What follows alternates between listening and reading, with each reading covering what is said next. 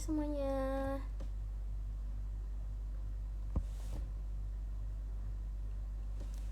Ya, udah nungguin ya. Oke, sebentar ya, kita masih menunggu. Halo. Oke, boleh dong ajak teman-temannya yang lain untuk gabung juga, karena bentar lagi live-nya akan mulai ya.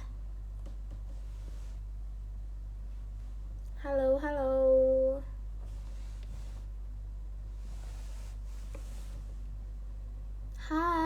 Hai semua. Gimana nih kabarnya kalian? Boleh dong. Gimana kabarnya?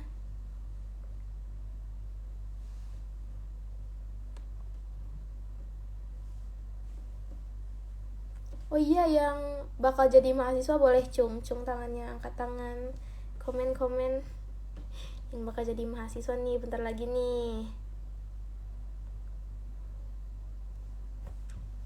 Oke.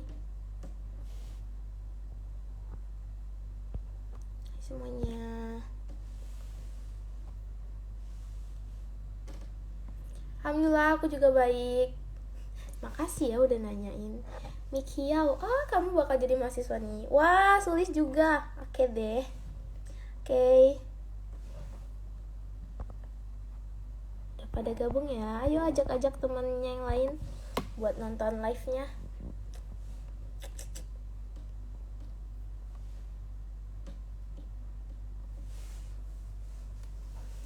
Hola. Sebentar lagi kita akan mulai ya teman-teman.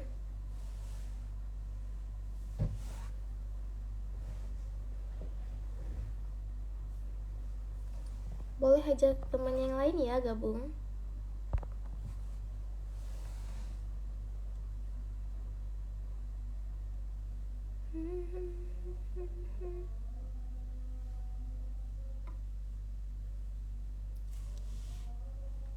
Kalian pada dari mana nih daerahnya? Boleh dong komen.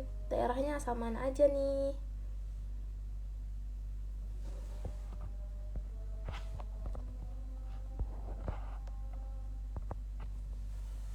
Hai semuanya.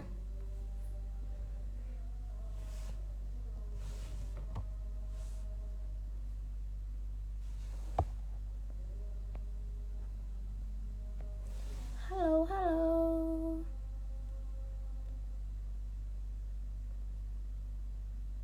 Oke baik, selamat siang sahabat kakak dan teman-teman semua. Selamat datang kembali di acara Ngoceh, Ngobrol Cerita Hebat.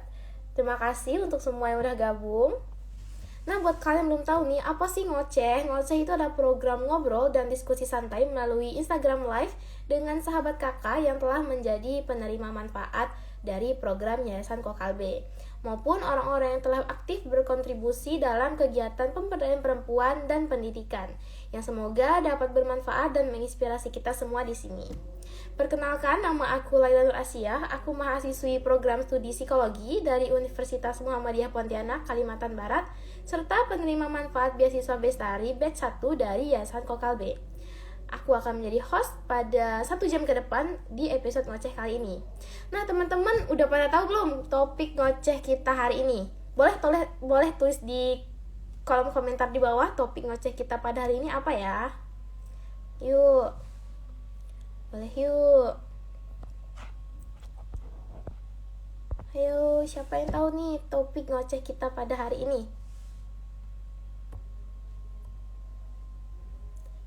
Hai.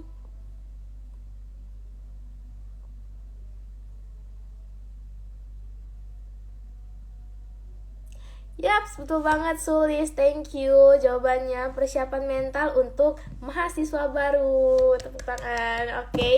Jadi sesuai dengan topik kita pada hari ini, tips persiapan mental untuk mahasiswa baru. Nah, pastinya topik ini cocok banget nih buat kalian yang mahasiswa-mahasiswa baru atau yang akan menjadi mahasiswa pada waktu yang akan datang. Teman-teman yang udah gabung di live, ini boleh banget ya sampaikan komentar ataupun pertanyaan yang ingin kalian tanyakan ke narasumber kita nantinya di question box atau kolom komentar di bawah ya. Oke. Halo. kita masih menunggu narasumber kita ya. Oke, ini udah bentar ya, aku mengundang narasumber kita terlebih dahulu.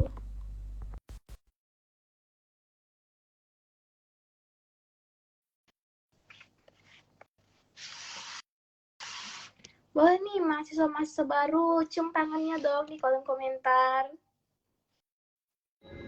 Hai Kak. Halo. Hai, it's so nice to meet you. So nice to meet you juga. Halo. Gimana nih kabarnya Kak? Baik, alhamdulillah. Alhamdulillah. Sehat, luar biasa, happy dan sehat gitu ya. Alhamdulillah. Jadi seger banget juga gitu. Oke, sebelumnya perkenalkan, nama aku Laila Nur Asia. Aku mahasiswi dari program studi psikologi Universitas Muhammadiyah serta penerima beasiswa Bestari Batch 1 dari Yayasan Kokalbe. Nah, mungkin teman-teman di sini ada nih yang belum kenal sama narasumber kita. Boleh dong Kak, perkenalkan diri Kakak. Oke. Tadi namanya siapa? Kak Laila ya? Kak Laila. Halo Kak Laila. Salam kenal. Halo semuanya teman-teman, ada yang udah pada udah pada standby gitu ya di sini bareng sama Kak Laila sama aku juga. Kenalin, aku Poppy, teman-teman di sini semuanya halo, salam kenal.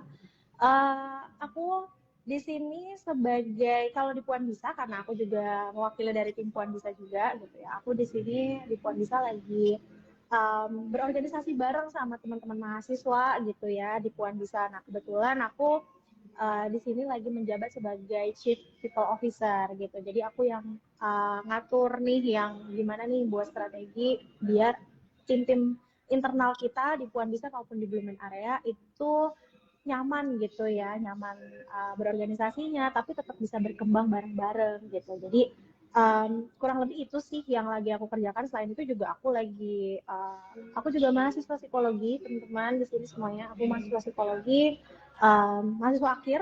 Aku juga di sini lagi sering ngambil freelance kayak gini gitu ya, untuk sharing-sharing sama teman-teman yang seumuran aku, atau untuk mahasiswa-mahasiswa yang mungkin butuh insight lebih gitu ya tentang dunia perkuliahan, karir gitu ya, atau self improvement maupun mental health juga gitu. Kurang lebih itu kali ya Kak Laila yang bisa aku kenali. Nanti kita sambil ngobrol-ngobrol juga gitu buat kedepannya. Selama sejam ke depan ya kan ya Kak Laila ya? Iya. Baik, terima kasih Kak Poppy. Baik teman-teman, jadi Kak Poppy ini ada namanya Kak Setia atau akrab dipanggil Kak Poppy. Ini adalah Chief People Officer dari komunitas Pondisa. Nah, sahabat kakak di sini pastinya banyak nih calon-calon mahasiswa yang bentar lagi akan masuk ke dunia perkuliahan. Sesuai dengan topik ngoceh kita pada hari ini, yaitu tips persiapan mental untuk mahasiswa baru nih Kak. Kira-kira hal apa aja sih yang harus diketahui oleh mahasiswa baru sebelum berkuliah nih Kak? Oke, yang perlu diketahui sama mahasiswa baru sebelum kuliah ya tadi pertanyaannya ya. Menurut aku pasti itu biasanya kalau misalkan kita masa-masa dari SMA udah mau menuju ke perkuliahan gitu ya, biasanya tuh kan kita udah mulai kayak riset gitu ya tentang calon kampus yang bakal kita masukin nanti gitu ya. Nah, proses risetnya ini tuh bisa beragam banget sih Kak Lela dan teman-teman semuanya gitu ya. Yang biasanya yang paling umum adalah biasanya tuh gimana gitu ya budaya di sana gitu, budaya belajarnya, terus dosen-dosennya juga gitu ya, terus organisasinya juga gitu kan. Kadang soalnya kan mahasiswa-mahasiswa ini apalagi adaptasi dari SMA gitu ya terus ke kuliah gitu ya, yang dimana itu masih semangat-semangatnya gitu ya, apalagi yang kayak berhasil masuk PTN kayak gitu-gitu kan pasti sensasinya ada banget tuh kan gitu. Yang kayak gitu-gitu tuh pasti apalagi sekarang tuh masa-masanya Gen Z ke atas gitu ya, itu tuh kan udah pada aktif-aktif banget gitu ya, dan kayak kreatif-kreatif banget gitu. Jadi biasanya orientasinya untuk sekarang tuh udah lebih ke gimana caranya gue bisa masuk kuliah, tapi at the same time gue juga bisa apa ya istilahnya, bisa mempersiapkan karir aku gitu ya di dunia perkuliahan ini. Jadi kayak aktif banget nih anak-anak mahasiswa sekarang gitu ya, dan memang dituntut juga untuk lebih aktif gitu, karena kebetulan aku juga punya kenalan gitu ya yang kerja di di bidang organisasi mahasiswa gitu, yang dimana ternyata memang aku dapat spill dari beliau itu tuh memang bahkan para pekerja yang di bidang organisasi mahasiswa itu juga lagi dituntut untuk gimana caranya nih biar si anak-anak mahasiswa ini tuh bisa lebih aktif di kuliahnya gitu. Jadi ormawa-ormawa ini tuh juga lagi digaung-gaungkan banget gitu di berbagai macam instansi perkuliahan ini gitu ya. Gitu. Jadi yang perlu dipersiapkan itu sih teman-teman juga gitu ya, selain budaya kerja, budaya belajar gitu ya, dosen-dosen juga gitu ya, terus juga ya itu tadi gitu, apa namanya, um, tentang bagaimana caranya kita tuh bisa memperdalam diri kita, gimana caranya biar kita tahu nih um, kira-kira ketika gue masuk itu gimana caranya gue bisa at the same time gue juga bisa itu tadi ya bisa sambil mengembangkan akademik maupun non akademiknya juga gue mempersiapkan nanti gitu ya di karir kita masa depan gitu, kurang lebih itu sih kalau. Oke, baik. Berarti emang persiapan awal itu kita emang harus searching dulu ya Kak, Yes, tentang betul kampus sekali. ini dan berbagai macamnya gitu ya Kak. Oke, Setuju. kemudian di awal-awal perkuliahan nih kita pasti menemukan kesulitan dong. Bukan hanya awal perkuliahan sih, tapi setiap awal yang baru tuh pasti ada kesulitan gitu ya Kak. Nah, aku juga sebagai seorang mahasiswa yang pernah mengalami fase sebagai mahasiswa baru, pernah nih mengalami kesulitan hal basic seperti mencari teman, seperti itu sih Kak. Nah, kalau menurut Kakak nih, kesulitan apa aja sih yang sering dialami mahasiswa baru di awal perkuliahan? Aku relate banget tadi apa yang diomongin sama Kalela, sulit banget cari teman, iya iya banget gitu ya. Aku juga teman-teman di sini semuanya aku juga tuh baru dapet temen, literally temen gitu ya, teman maksudnya sampai akhir, maksudnya suportif gitu ya, terus apa namanya yang kayak beneran cocok gitu masuk ke lingkup pertemanan itu tuh sekitar di semester 2 deh kalau nggak salah, 2 menuju 3. Jadi di satu semester itu tuh aku beneran kayak masih celup sana, celup sini gitu loh, masih ikut-ikutan lingkup pertemanan manapun gitu. Sambil aku juga mau observasi sebenarnya. Itu intinya teman-teman. Karena kalau misalkan di sini yang nonton juga lagi pada ada yang di antara kalian juga masih mahasiswa baru gitu ya. Gimana sih caranya kalian bisa tahu gitu ya lingkup pertemanan apa yang cocok buat kalian? Uh, apa ya? Di apa ya kayak dibangun gitu kepekaannya juga, kepekaan dan skill observasinya juga teman-teman. Jadi sebenarnya skill observasi itu nggak melulu kayak kita tuh harus di ruang profesional gitu ya, di lingkup profesional, tapi memang skill observasi kita dengan kepekaan kita itu tuh harus dibangun juga sih, mulai dari kayak hal-hal kecil kayak gini gitu ya. Nah, salah satunya itu juga gitu. Jadi ketika kita celup sana celup sini gitu ya ke berbagai macam pertemanan gitu ya, itu saling observasi juga dan saling refleksi diri sebenarnya, karena yang aku rasain juga gitu, ketika aku mau observasi aku juga refleksi diri, apakah aku cocok berada di sini gitu, apakah pertemanan ini membuatku berkembang atau tidak, apakah aku um, kayak ya udah aku stuck aja gitu ya di dunia pertemanan ini, di lingkup pertemanan ini yang akhirnya jadi membuat toxic buat diriku sendiri, yang dimana kayak akunya juga nggak berkembang, aku cuma dapat hal-hal negatifnya aja misalkan gitu ya, atau kayak gimana gitu ya. Itu juga ada potensi untuk self reflection juga sih menurutku, untuk mencari lingkup pertemanan di dunia perkuliahan itu gitu ya, karena kalau misalkan salah, kita sampai salah milih tuh kayak akibatnya menurutku bisa panjang banget sih. Kayak contohnya juga apa namanya, aku juga ada beberapa kenalan yang kayak karena lingkupnya itu juga yang kayak gitu ya dari awal, dan dia tidak menyadari itu di awal, dan kayak udah apa ya, udah terlanjur gitu ya, bisa dibilang terlanjur nyemplung, terlanjur deket banget sampai akhirnya kayak susah untuk lepas. Akhirnya ada yang akibatnya sampai sekarang belum lulus gitu ya, belum lulus karena mungkin melihat temannya nih, satu temannya ini tuh yang kayak ya lo masih belum lulus, ya udah gue mau santai aja gitu loh, yang mesti kayak gitu. Jadi itu juga tantangannya ya teman-teman ya, di dunia perkuliahan gitu.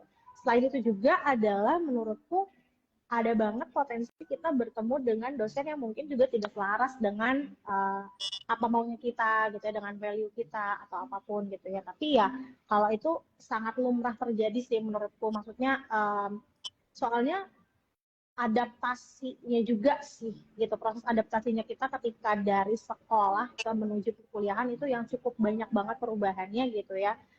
Jadinya itu juga yang jadi prosesnya tuh jadi agak sulit gitu ya. Jadi bukan bukan kitanya yang kayak apa ya, bukan bukan kesannya jadi kita yang kayak ih kok gue kayaknya susah banget ya mengikuti ini mengikuti itu segala macam, tapi mungkin itu ada adaptasi yang sekiranya kayak jadi ada penghalangnya sedikit gitu loh untuk menuju jadi yang lebih better Ya. for the next day gitu ya gitu. Jadi mungkin aja ada proses adaptasi yang itu belum selesai sebenarnya sama diri kita sendiri gitu.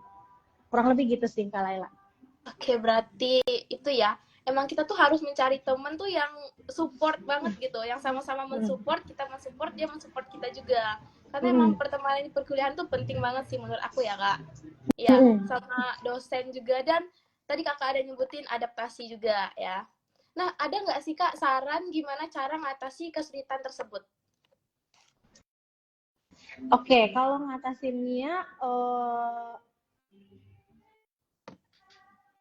ada ya teman-teman yang dimana apa namanya aku kemarin tuh baca-baca gitu ya di apa namanya di salah satu postingan di Instagram juga bahwa ada beberapa kayak prinsip-prinsip di Jepang gitu ya teman-teman yang membuat kayak itu tuh jadi prinsip hidupnya mereka, mungkin bisa dibilang kayak gitu ya, jadi prinsip hidupnya mereka yang membuat mereka tuh jadi lebih lebih apa ya lebih legowo, mungkin bisa lebih etos kerjanya kan oke banget ya orang-orang Ya, Jepang gitu ya, terus juga kayak mereka tuh bisa dibilang kayak tough banget gitu ya dengan segala macam apa beban kanan kiri atas bawah gitu ya, ternyata mereka tuh banyak banget prinsip-prinsipnya gitu ya yang bagus-bagus banget yang sebenarnya itu udah sering kita ketahui sih, cuma kadang kita lupa aja gitu ya.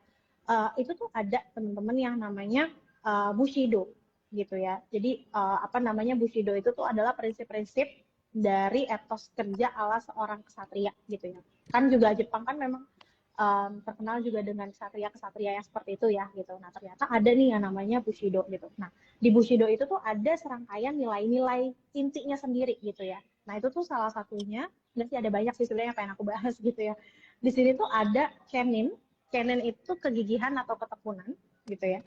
Terus ada Shinen, ya Shinen itu keyakinan akan diri sendiri gitu ya. Terus ada Shincho, kepedulian dan kebijaksanaan. Seigi, keadilan dan kebenaran. Sesei, kesederhanaan dan keseimbangan. Jizen, perbuatan baik dan amal. Sama Kibo, itu harapan dan optimisme. Gitu. Kalau aku rangkum ini semua, mungkin bisa dibilang ini sebagai salah satu ilmu psikologi yang dasar banget, yang aku juga suka banget. Itu ada namanya law of attraction gitu.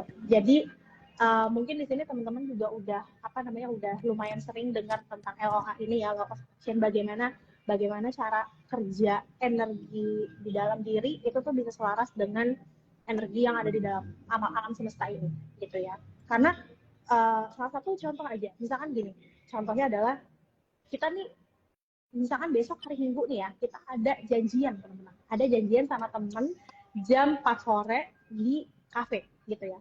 Kalian pernah gak sih ngerasa kayak di hari Sabtunya nih ketika kalian janjian kayak besok kita janjian yuk gitu-gitu, pasti semangat banget tuh kan, ya, ya. ayo ayo ayo gitu kan, ayo Ya. kita mau besok hari Minggu jam 4 di kafe ini gitu ya, ayo kita semangat banget ketemu di hari Sabtunya tuh. Tapi pas udah di hari Minggunya, let's say kayak hamin 2 jam atau hamin 3 jam, itu udah mulai agak menurun tuh energinya gitu, kayak Ya.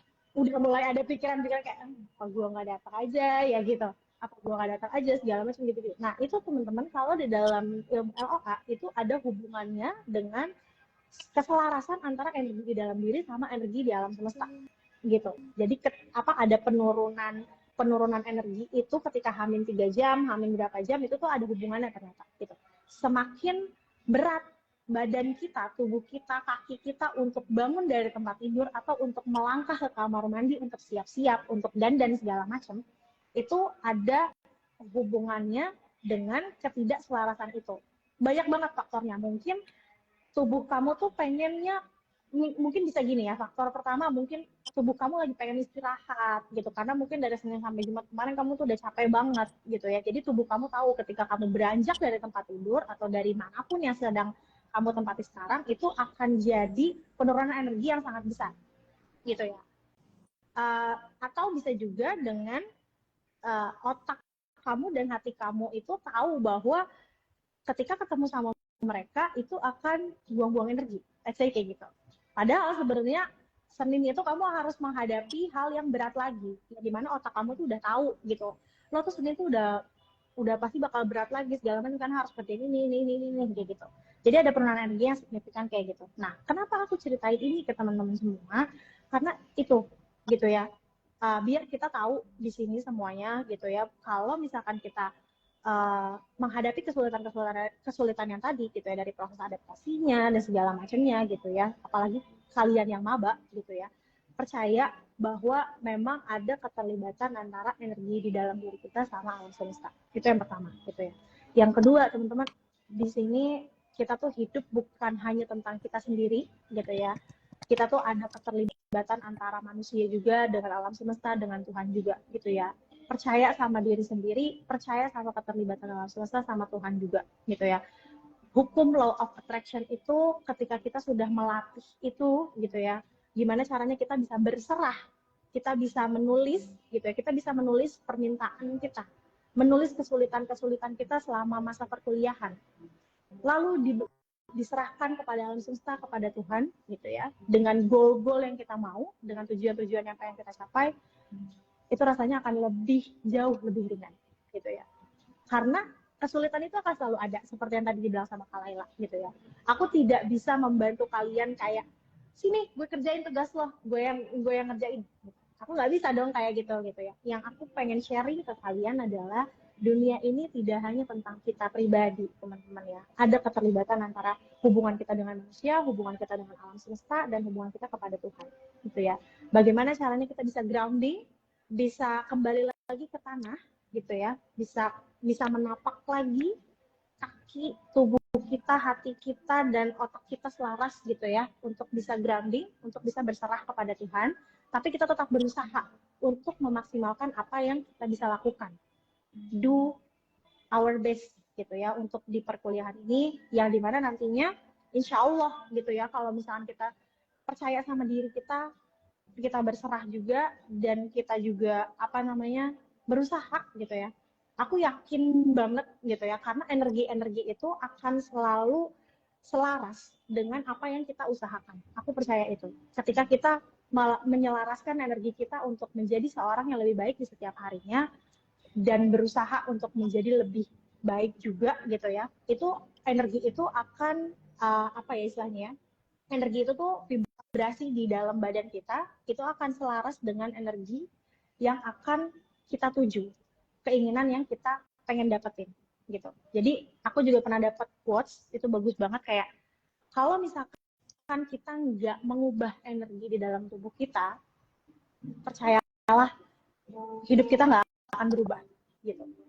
Karena di dalam tubuh kita tuh isinya vibrasi semua teman-teman gitu ya. Jadi vibrasi itu kan hasilnya energi lagi ya gitu ya.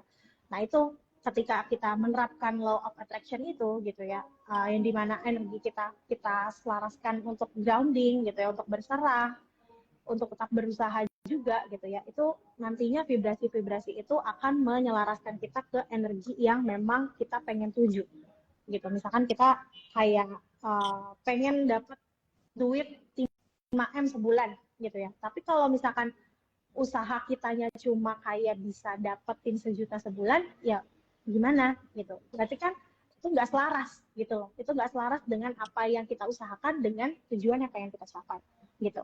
Jadi itu sih yang bisa aku sharing ke Laila tentang law of attraction, tentang prinsip-prinsip di ilmu Jepang juga gitu ya, yang dimana ya itu tadi gitu ya, tentang berserah, tentang kepercayaan diri, tentang keyakinan diri, sama tentang energi-energi di dalam tubuh kita sama alam semesta dan dengan Tuhan gitu. Baik guys, jadi Kak Poppy tadi udah jelasin tentang energi-energi gitu ya. Jadi salah satu cara mengatasi kesulitan tersebut ya kita harus setidaknya berusaha dan do our best, karena ntar bakal ada alam semesta, dan kalau kita percaya kepada Tuhan itu bakal membantu semuanya. Baik, kemudian tadi kakak ada nyebutin tentang adaptasi nih. Nah, ngomong-ngomong tentang adaptasi nih kak, ada nggak sih cara yang bisa dilakukan untuk mahasiswa baru untuk beradaptasi di lingkungan perkuliahan nantinya? Oke, kalau ngomongin soal adaptasi, mungkin kita tuh kalau soal adaptasi kayaknya kalau aku pikir yang salah satu yang cukup works itu adalah koneksi kali ya gitu ya. Maksudnya relasi gitu mungkin bisa dibilang. Karena kadang kita merasa sulit beradaptasi teman-teman itu karena ketidaktahuan kita tentang akan sesuatu hal gitu ya kan ya, biasanya seperti itu, ada kekhawatiran, ada kecemasannya sendiri terhadap ketidaktahuan itu gitu ya, ketidaktahuan terhadap dosen ini gimana sih cara ngehadapinnya gitu ya. Terus kalau misalkan dapat tugas gitu ya, terus kalau misalkan dapat tugas terus gue telat ngumpulinnya, itu hukumannya akan kayak gimana sih biasanya sama dosen A, dosen B kan biasanya treatmentnya beda gitu ya. Ketidaktahuan itu yang biasanya membuat kita semakin cemas, semakin khawatir terhadap suatu hal yang membuat pada akhirnya ada korelasinya antara kesulitan kita untuk beradaptasi gitu kan. Nah, biasanya yang cukup works adalah relasi gitu ya. Kenapa aku bilang relasi itu cukup works gitu ya? Karena ini aku belajar banget dari diri aku sendiri sebenarnya. Teman-teman, aku itu jadi waktu aku cerita sedikit ya, backgroundnya adalah aku ketika pergantian masa antara SMA ke kuliah itu adalah hal tersulit di dalam hidup aku. Gitu, aku bisa bilang seperti itu. Jadinya imbasnya adalah aku menutup diri gitu. Aku kayak tadi aku juga bilang aku baru punya teman di semester 2 gitu ya, di semester 2 itu pun teman seangkatan. Jadi kekhawatirannya nyamber gitu loh. Kekhawatirannya tuh sama kayak kita pegangan tangan gitu ya, semuanya bergandeng tangan dan kita saling ngasih energi kekhawatiran sama satu sama lain aja gitu. Jadi kan sebenarnya percuma ya gitu, karena semuanya sama-sama khawatir, sama-sama cemas juga gitu. Nah, akhirnya imbasnya juga adalah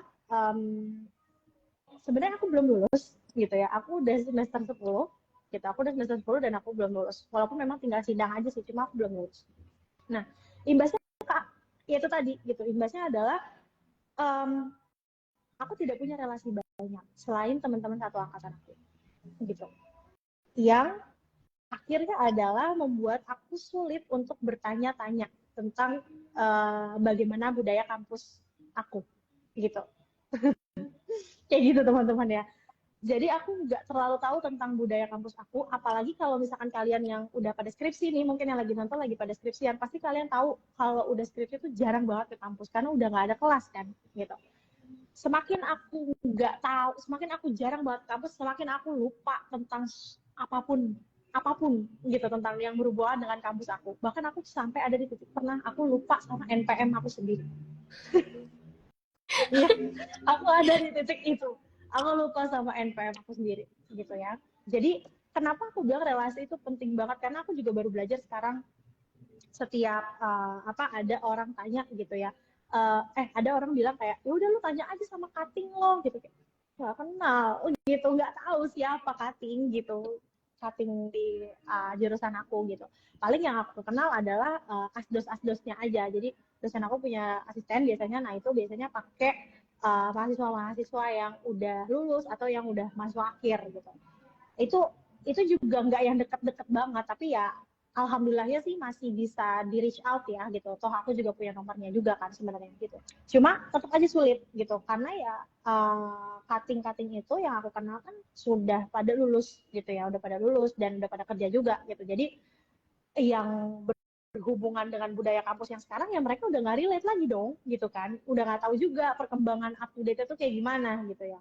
Nah itu sebenarnya kenapa aku bilang relasi itu penting banget gitu, karena ya kalian belajar aja dari kisah aku teman-teman. Aku nggak sama sekali mencontohkan kalian untuk lulus telat ya, kalau misalkan bisa lulus tepat waktu silahkan diusahakan gitu ya. Cuma ada banyak banget faktor yang membuat aku tidak lulus dan tidak lulus, belum lulus sampai sekarang. Salah satu faktornya adalah itu gitu. Jadi um, membuat kita bisa berkoneksi, bisa berrelasi dengan siapapun tuh tidak melulu tentang kita yang ekstrovert atau introvert, nggak kayak gitu ya, tapi lebih ke bagaimana kemampuan kita berkomunikasi sama orang. Kalau misalkan komunikasi kita baik, cara pendekatan kita baik gitu ya, dengan sapaan kita yang sopan juga segala macam, orang juga pasti akan attract kok dengan kita sendiri gitu ya, karena ada hubungannya juga tadi sama energi tadi gitu ya, bagaimana cara kita bisa memberi energi yang baik juga ke orang sampai akhirnya orang itu mau membantu kita gitu ya. Karena aku percaya banget juga ketika kita punya energi yang positif di dalam tubuh kita, di aliran tubuh kita ini, di vibrasi tubuh kita, orang juga akan bisa merasakannya kok teman-teman. Jadi itu bukan tentang aku introvert kah, aku ekstrovert jadi untung, enggak melulu seperti itu ya. Tapi itu hubungannya tentang bagaimana kita berkomunikasi dan bagaimana cara kita bisa nge-attract orang dengan energi positif yang kita punya gitu. Jadi buktikan ke orang lain bahwa kita punya value, kita punya sesuatu yang apa ya istilahnya ya, yang baik lah yang bisa kita kasih ke orang lain gitu. Oke, baik. Berarti saran dari kakak tadi itu kan mencari relasi gitu ya kak, untuk beradaptasi di lingkungan perkuliahan. Karena kalau kita dengan beradaptasi itu kita harus mengetahui segala hal gitu ya mungkin maksudnya ya. Relasinya juga kita bisa, aku setuju sih sama kakak yang mencari relasi itu, kayak kalau kita nggak dapat relasi di perkuliahan tuh emang agak berat gitu sih kak. Jadi ya aku juga mendapat relasi di perkuliahan tuh karena aku gabung sama organisasi gitu-gitu. Itu emang penting banget kayaknya ya, karena dibutuhkan banget. Nah, ngomong-ngomong tentang organisasi atau komunitas nih kak, kan kita Yayasan Kokalbi ini sedang berkolaborasi, saat ini sedang berkolaborasi dengan komunitas Puan Bisa nih, yang mana Kak Poppy adalah Chief People Officer dari komunitas tersebut. Nah, aku bertanya-tanya nih, komunitas Puan Bisa itu apa sih Kak? Boleh dong tolong dijelaskan gitu. Oke. Oke, thank you Kak Laila buat pertanyaannya. Sebenarnya Puan Bisa itu adalah komunitas non-profit ya teman-teman ya, yang dimana kita fokusnya adalah mengembangkan gitu ya, mengembangkan dan insya Allah gitu ya, kalau misalkan tujuannya selaras juga gitu, itu bisa sampai memberdayakan perempuan juga gitu ya, dalam rentang umur 16 sampai 23 tahun gitu ya. Itu juga selaras dengan tim internal kita yang sekarang. Rata-rata tim internalnya Puan Bisa itu kalau nggak SMA gitu ya, mas cini-cinit gitu SMA, yang udah mau jadi maba gitu ya, atau pernah kalau nggak salah waktu itu ada anggota kita yang SMA kelas 2 itu juga ada gitu ya. Dan mahasiswa sih rata-rata gitu ya, kebanyakan mahasiswa. Kita fokusnya adalah mengembangkan perempuan gitu ya, dalam platform online maupun offline gitu. Jadi kita banyak bikin event di online maupun di offline juga gitu ya. Jadi fokusnya kita juga ada 3 pilar, ada di mental health, di self improvement, sama di karir. Jadi Puan Bisa tidak ada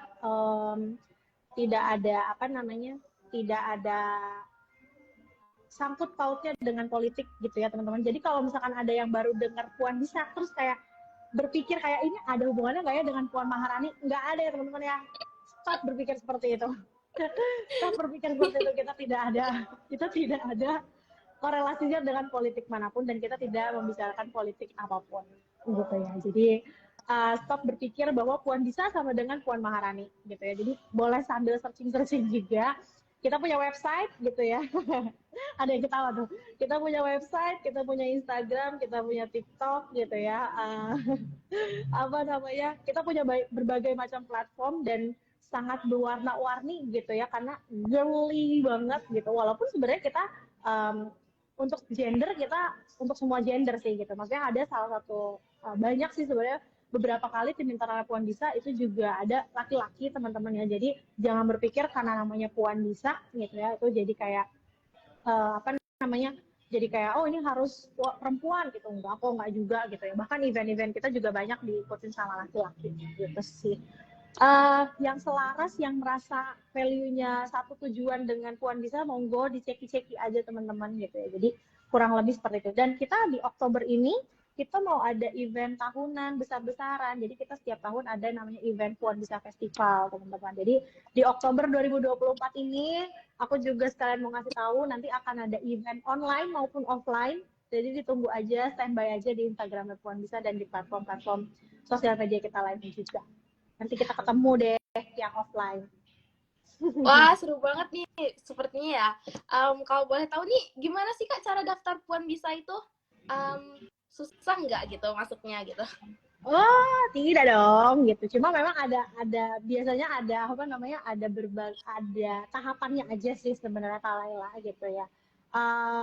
Kalau untuk daftar, kita sekarang lagi ada oprek, tapi opreknya cuma 2 divisi aja sih teman-teman. Jadi kita sekarang yang lagi open itu untuk posisi PR sama posisi desain, content design development gitu. Ini bukan oprek besar-besaran, karena biasanya kita tuh kalau oprek besar-besaran tuh tiap 6 bulan sekali ya, tiap 6 bulan sekali kita ada oprek besar-besaran di semua divisi itu kita buka gitu ya. Untuk yang sekarang kita lagi buka 2 dulu gitu. Biasanya tahapannya tuh kita dari sortir CV gitu ya, terus habis itu kita ada penugasan dulu biasanya, habis itu ada interview, baru nanti ada warm greeting, penyambutan gitu ya, warm greeting sekaligus sama onboarding gitu. Kurang lebih gitu, nggak sulit, tapi dibilang mudah banget juga enggak sih, nggak bisa dibilang kayak gitu, karena proses seleksinya juga uh, lumayan ketat, tapi kita tidak menutup mata sama teman-teman yang baru pengen mulai belajar, baru baru baru pengen punya pengalaman gitu. Karena aku juga ngajarin anak-anakku di people development buat kayak kalau misalkan ada CV masuk yang kayak dia masih nol pengalaman segala macam, kalau misalkan dilihat motivasinya oke, masukin aja gitu, masukin aja dulu, nanti kita lihat di penugasannya, nanti kita lihat bagaimana attitude-nya di interview gitu ya. Terus kita juga ada masa probation juga 3 bulan. Kurang lebih gitu sih Kak Laila buat masuk ke Puan Bisa. Tidak susah dan tidak mudah banget juga gitu. Oke. Baik nih sahabat kakak dan teman-teman kalian yang tertarik untuk join komunitas Puan Bisa, langsung aja nih bisa kepoin akun Instagramnya Puan Bisa. Kak, aku juga sempat nih stalking tentang di websitenya Puan Bisa tentang program-program dari komunitas Puan Bisa ini. Ada yang kayak EM The Proof, terus sosok Puan. Nah, dan banyak, ada 5 ya nggak salah. Nah, ada nggak sih Kak kegiatan dari Puan Bisa yang mendukung studi dan kesehatan mental untuk mahasiswa? Oke, iya ada banget.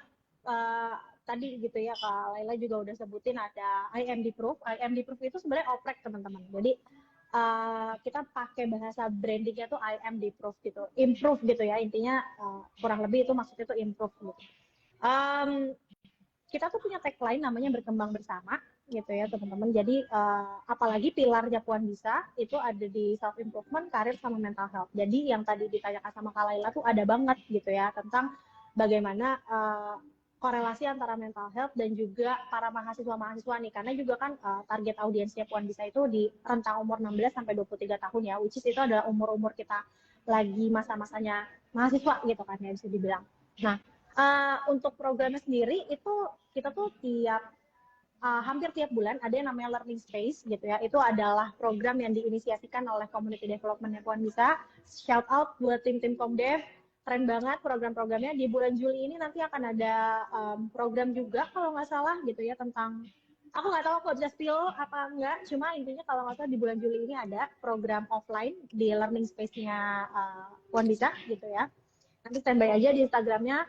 Terus nanti di Puan Bisa Festival itu juga nanti akan ada, aku spill dikit kali ya, akan ada, insya Allah akan ada pembahasan tentang meditasi juga gitu ya, yang dimana cocok banget juga buat mahasiswa-mahasiswa, karena itu ada korelasinya juga dengan bagaimana kita bisa berkomunikasi dengan diri sendiri. Namanya komunikasi intrapersonal. Beda dengan komunikasi interpersonal ya, beda lagi gitu. Jadi kita lebih ngebahas tentang bagaimana kita berkomunikasi dengan diri sendiri dan korelasinya juga dengan meditasi. Itu cocok banget sih buat mahasiswa yang kayak hampir tiap harinya tuh selalu berkomunikasi dengan orang lain gitu ya, terus nggak punya waktu untuk mikirin diri sendiri segala macam. Dan itu cocok banget menurutku untuk waktunya kalian tuh rest gitu ya, rest dengan dunia hiruk pikuk kalian kemahasiswaan gitu ya. Dan restnya itu dengan hal yang berguna gitu, hal yang bermanfaat, yang dimana itu bisa membuat kalian jadi lebih relax dan juga bisa lebih calming, terus juga bisa lebih mengenali diri sendiri sih, karena itu tadi ada korelasinya juga sama komunikasi intrapersonal dengan meditasi. Kurang lebih itu yang bisa aku spill ya, nanti lebih lanjutnya mah nanti aja, tunggu aja posternya naik. Oke, baik, terima kasih Kak. Itu kayaknya seru-seru banget ya kegiatan dari komunitas Puan Bisa ini. Nah, buat teman-teman yang tertarik nih, boleh banget langsung kepo Instagramnya. Nah, teman-teman, bagi yang ada pertanyaan juga boleh langsung tulis di kolom komentar atau di question box di bawah yang akan kalian tanyakan ke Kak Poppy. Nah, Kak, selain mempersiapkan tentang mental health kita ini ya, kita kan juga nggak lupa untuk mempersiapkan rencana akademik maupun non-akademik kita di perkuliahan yang kurang lebih selama 4 tahun ini ya. Nah, ada nggak sih Kak tips untuk mempersiapkan rencana akademik maupun non-akademik di perkuliahan ini? Oke, rencana akademik maupun non-akademik. Kalau rencana akademik, kalau aku berkaca sama pengalaman aku juga ya teman-teman, selama aku kuliah gitu ya, selama aku masih aktif-aktif di kelas-kelas psikologi gitu ya, aku tuh jujur aku nggak merasa diri aku pinter banget tuh, nggak juga gitu ya. Aku merasa diri aku itu lebih ke sense of responsibility-nya aku tuh tinggi gitu ya, apa bertanggung jawab terhadap suatu hal yang dikasih kepada aku, itu aku cukup tinggi gitu ya. Terus juga kalau aku bilang aku resiliensinya juga lumayan oke gitu ya. Aku terus mengasah resiliensi aku sih sampai sekarang gitu ya. Enggak yang dibilang oke banget, tapi udah cukup lah gitu ya. Sama rajin sih gitu. Maksudnya rajin adalah ketika kita apa ya, dikasih suatu tanggung jawab, misalkan kita dapat tugas gitu ya di kuliahan gitu, itu tuh aku segimana mungkin kuliah tetap jalan, tugas tepat waktu, organisasi aku nggak terabaikan gitu. Jadi itu juga ada hubungannya dengan time management gitu ya, time management, task management juga gitu ya. Karena kan di organisasi aku juga kan tugasnya banyak banget ya, apalagi dulu aku sebelum jadi chief people officer ini, aku dulu tuh bagian dari people development teman-teman, di tim leadernya gitu ya, dimana tugasnya jauh lebih banyak daripada aku sekarang di bagian si levelnya gitu ya. Jadi gimana tuh caranya aku bisa apa ya, memaksimalkan itu gitu ya, memaksimalkan tanggung jawab yang memang aku perlu kerjakan gitu. Jadi kalau dibilang kuliah tuh harus pintar, pokoknya lo kalau misalkan mau lulus tepat waktu ya lo harus pintar, enggak. Menurut aku enggak juga sih gitu ya, karena dan itu banyak disetujui juga sama orang-orang bahwa kalau lo mau lulus cepat di kuliahan itu enggak melulu tentang lo pintar dan cepat ngerjainnya gitu loh, karena ada banyak banget faktor gitu ya, mungkin dari dosennya juga yang susah ditemui atau apa gitu ya. Pokoknya banyak banget faktornya teman-teman. Jadi um, yang tadi gitu ya, kalau untuk di akademik ya itu sih, kalau kalau kalian merasa bahwa kalian nggak terlalu pinter gitu ya di bidang tersebut, ya itu tadi lebih ke gimana cara apa ya, memperjuangkan apa ya, sorry, meningkatkan daya juang kita untuk bisa ya itu tadi gitu ya, untuk bisa bisa menyelesaikan tanggung jawab yang memang harus kita selesaikan gitu.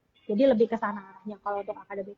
Kalau untuk non akademik, menurutku kita perlu tahu dulu sih sebenarnya passion kita apa dulu gitu ya. Jadi itu um, perlu dianalisis dulu, diidentifikasi dulu sebenarnya kita mau ke bidang apa gitu ya. Kalau kalau mungkin kita ngomongin tentang Puan Bisa kan banyak banget divisinya gitu ya. Ada people development gitu ya, ada PR, ada apa gitu ya. Nah itu yang perlu diketahui terlebih dahulu dulu. Kita tuh sebenarnya maunya gimana? Apakah mau selaras dengan dengan jurusan kuliah kita? Kayak misalkan aku jurusannya psikologi dan aku pengen selaras kerjanya di bidang psikologi juga, mungkin HR atau konselor atau apa gitu ya. Atau mungkin ada juga orang yang kuliahnya nih merasa dia itu salah jurusan gitu ya. Misalkan gini, misalkan dia udah terlanjur kecemplung di dunia IT gitu ya, di teknik gitu untuk jurusan kuliahnya, jadinya dia merasa dia tuh salah jurusan gitu. Nah akhirnya dia membuat pelarian dengan ke arah non akademiknya, ke organisasinya gitu, entah itu organisasi atau komunitas atau apapun gitu ya. Dia berkomunitas atau beraktivitas di luar kampus tuh dengan hobinya, bisa dibilang gitu, dengan passionnya. Itu yang membuat dia tuh bisa jadi lebih happy, lebih mindful untuk bisa menjalani dunia akademiknya di perkuliahan gitu.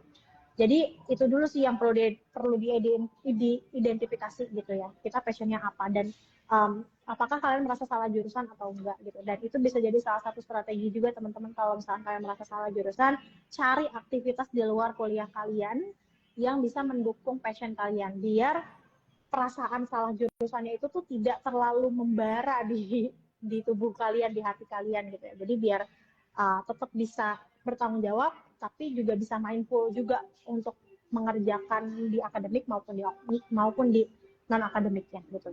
Nanti kalau misalkan udah tahu passionnya apa, nanti dijalaninnya akan jauh lebih enjoy sih menurutku, dan itu bisa jadi ngebentuk skill-skill baru di hidup kalian gitu.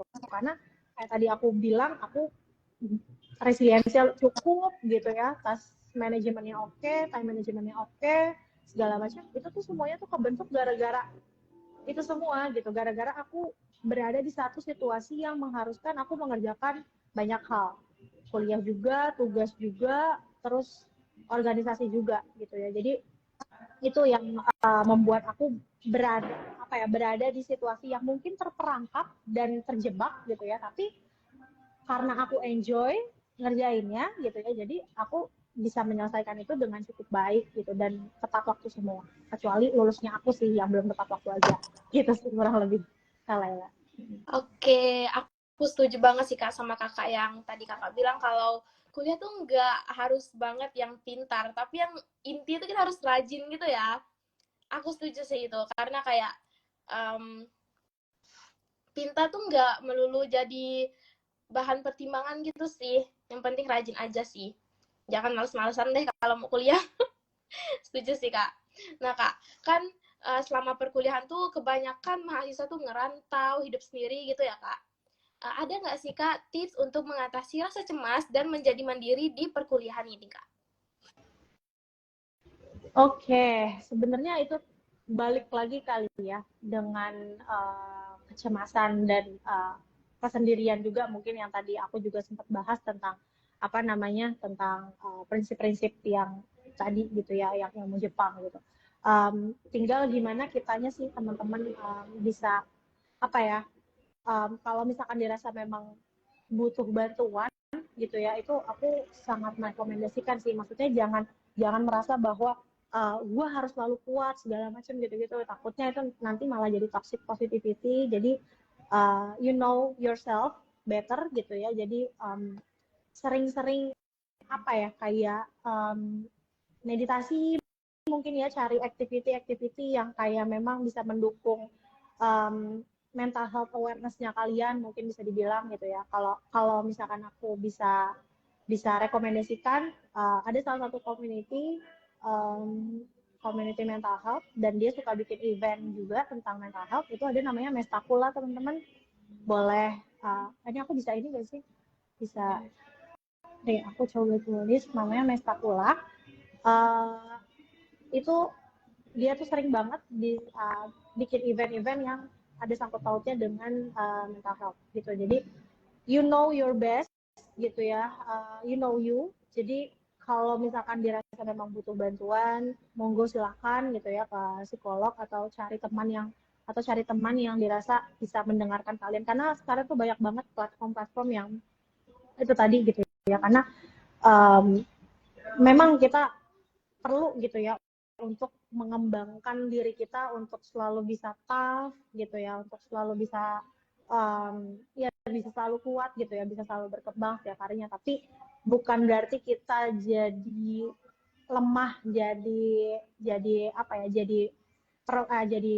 jadi manusia yang kayak terlalu lemah, terlalu ya terlalu menyedihkan, bukannya seperti itu juga gitu ya. Karena ya aku yakin manusia itu selalu ada fase-fasenya gitu ya, naik turunnya. Jadi you know you teman-teman, sering tanya-tanya diri sendiri apa kabar gitu ya, puk-puk diri sendiri juga gitu, terus tanya ke diri sendiri sebenarnya apa yang kalian butuhin gitu ya, kayak gitu. Jadi itu juga yang bisa ngebantu energi kita tuh jadi bisa lebih naik lagi sih gitu. Apalagi kalau misalkan kita dikelilingi sama orang-orang yang memang satu energi dengan kita, sama-sama punya energi positif juga, dan bisa saling apa ya, transfer energi yang baik juga ke kita gitu. Itu juga apa ya, jadi salah satu cara buat kita tuh bisa menjalani dunia perkuliahan ini dengan mindful dan happy gitu, kalian bisa dibilang gitu kali ya. Gitu sih kurang lebih. Oke, baik. Berarti teman-teman, karena mungkin kalian nantinya akan merantau dan mungkin kalian merasa sendiri, kalian jangan ngerasa seperti itu ya teman-teman. Kalian tuh harus mencari teman yang suportif, yang dapat membuat kita itu merasa tidak menyendiri gitu. Dan kalau emang ada masalah, jangan disimpan sendiri, bisa diceritakan ke teman-teman gitu ya kak. That's right. So, That's right.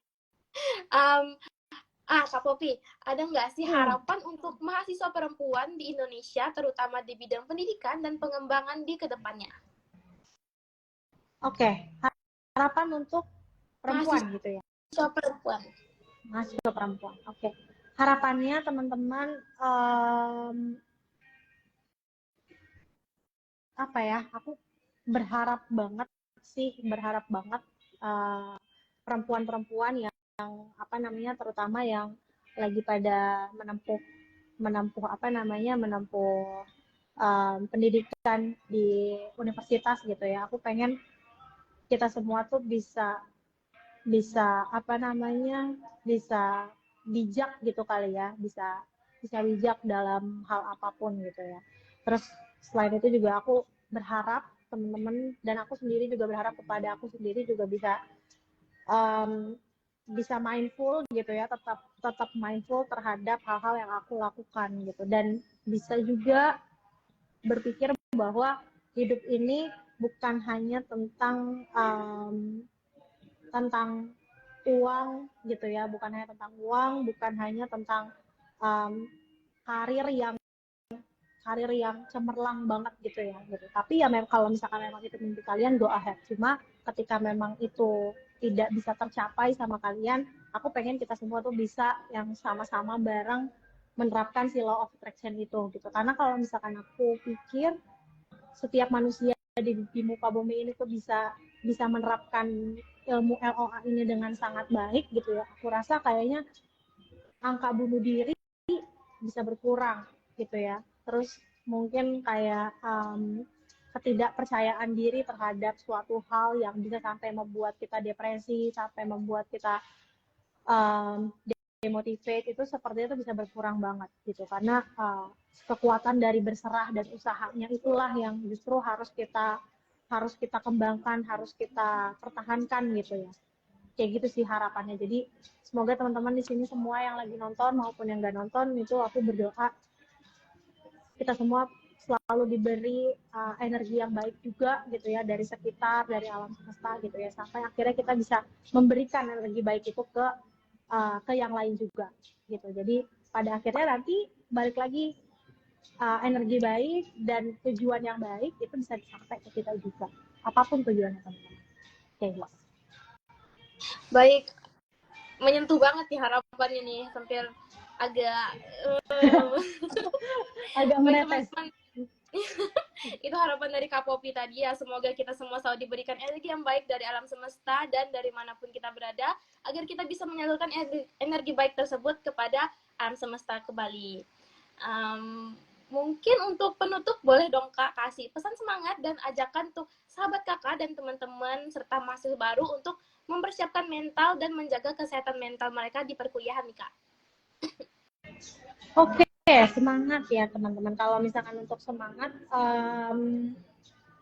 apa namanya, aku percaya sih gitu ya, kayak yang tadi aku juga udah sempat mention di awal gitu ya. Kalau misalkan kita tidak apa namanya, kita tidak menyelaraskan energi di tubuh kita gitu ya ke hal yang lebih baik, nanti pada akhirnya hidup kita pun tidak akan berubah gitu.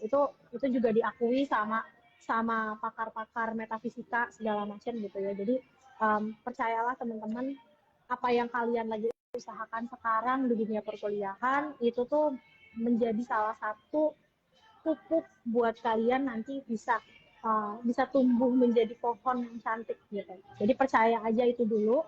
Bagaimanapun hasilnya nanti serahkan sama Tuhan. Yang penting kalian punya tujuan gitu ya. Kalian tahu arah tujuan hidup kalian kemana, prinsip hidup kalian apa. Selama kalian punya itu semua, punya pegangan itu, serahkan sama alam semesta, serahkan sama Tuhan gitu ya.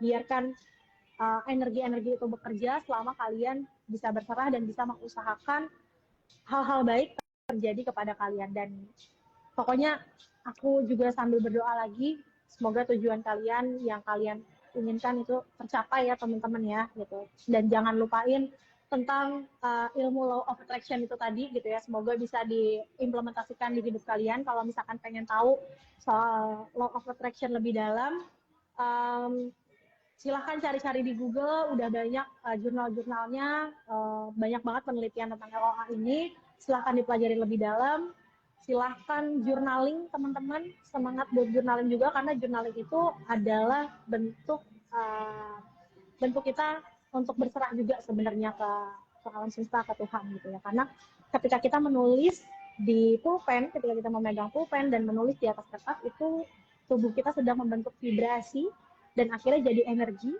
yang apa namanya ada korelasinya juga dengan alam semesta gitu. Jadi silahkan belajar journaling teman-teman, belajar mindful juga, yang akhirnya nanti bisa mempermudah hidup perkuliahan kalian sampai nanti lulus dan masuk ke jenjang karir profesional selanjutnya. Semangat ya teman-teman semuanya, semoga bisa selalu diberikan keberkahan dan optimisme di setiap langkah-langkah kalian di apa namanya dalam menjalani kehidupan perkuliahan ini. Gitu. Terima kasih Kak Laila dan teman-teman semuanya. Baik, terima kasih banyak Kak Poppy untuk pesan-pesannya yang sangat menggugah hati. Baik teman-teman, mungkin kalau kalian masih ada yang ingin bertanya, boleh sampaikan di kolom komentar atau di question box, karena kita masih ada waktu. Oke, mungkin sampailah kita di penghujung acara. Sahabat kakak dan teman-teman semua, jangan lupa untuk mengikuti akun Instagram dari @puanbisa, dan ikuti juga kegiatan-kegiatan seru dari komunitas Puan Bisa ini ya. Sahabat kakak di rumah dan dimanapun kalian berada, sesuai dengan pesan Kak Poppy tadi, itu kita terapkan itu apa yang law of attraction, yang mana energi kita itu bukan hanya dari diri kita sendiri, tapi dari alam semesta dan Tuhan. Ya, jadi jangan pernah kalian ngerasa sendiri, karena kan masih banyak teman-teman di luar lainnya yang merasakan hal yang sama seperti itu ya teman-teman. Untuk sahabat kakak dan teman-teman juga dapat mengikuti beberapa kegiatan dari Yayasan Kokalbe yang seperti mentoring, YAC, dan ANC, dan banyak hal lainnya yang dapat dimanfaatkan untuk menjadi tempat teman-teman dapat terus berkembang.